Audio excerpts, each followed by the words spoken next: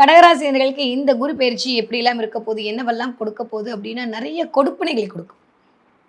இதுவரைக்கும் படிப்பினைகளை மட்டுமே கொடுத்துட்டு இருந்த சனியுடைய அப்படியே ஒரு மாதிரி ஆதிக்கத்திலிருந்து அப்படியே வெளிப்பட்டு இந்தா வச்சுக்கோ, இந்தா வச்சுக்கோ, இந்தா வச்சுக்கோ நிறைய கொடுப்பனைகளை குரு பகவான் கொடுக்க காத்திருக்கிறார். ஏன்னா கடகத்தில் தான் வந்து உச்சமாகி இந்த தடவை உலகத்துக்கே அருள்பாவனை செய்ய காத்திருக்கிறார் குரு பகவான். இந்த ஜென்ம குரு வனவாசம் இதெல்லாம் வந்து உச்ச கிரகத்துக்கு செட்டுப்படியாகாது. அதனால் அதுக்குள்ளெல்லாம் நம்ம போய்க்க வேணாம்.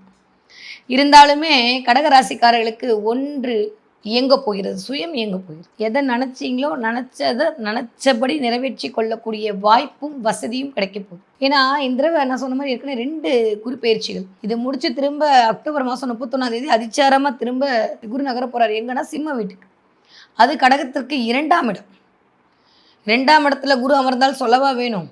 அப்படியே அங்கே டிசம்பர் மாதம் 11ஆம் வரைக்கும் அங்கே நிலை பெற்று இருக்க போகிறார். அதுக்கப்புறம் வக்ரகதியில் திரும்ப மேலே போக போகிறார். இந்த மாதிரியான ஒரு அமைப்பில் இந்த தடவை குரு பயிற்சி கடகராசிக்காரர்களுக்கு இனிதே மலர காத்திருக்கிறது.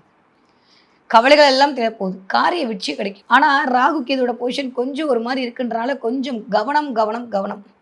கணக்கு போட்டு சில விஷயங்களை பண்ணணும், நினைக்கிற இடத்துல கவனம். 4ஆம் இடம் என்று சொல்லக்கூடிய சுயம் இயங்கக்கூடிய இடத்துல குரு அமரப்போதால் உங்களோட நீங்கள் யாருன்றதை வெளிப்படுத்த நினைத்துப்பீங்க. எதுக்கு அதெல்லாம் பண்ணிக்கிட்டு நினச்ச சின்ன குழந்தைங்களா இருந்தால் கூட நான் யார் தெரியுமா, எனக்கு என்னெல்லாம் டேலண்ட் இருக்குது தெரியுமான்னு சொல்லி உங்களுடைய திறமைகளை வெளிக்காட்டி அதன் மூலமாக பணத்தை ஈர்த்து கொள்ளக்கூடிய தன்மை இந்த தடவை குருவால் உங்களுக்கு வழங்க காத்திருக்கிறது. அவ்வளோ.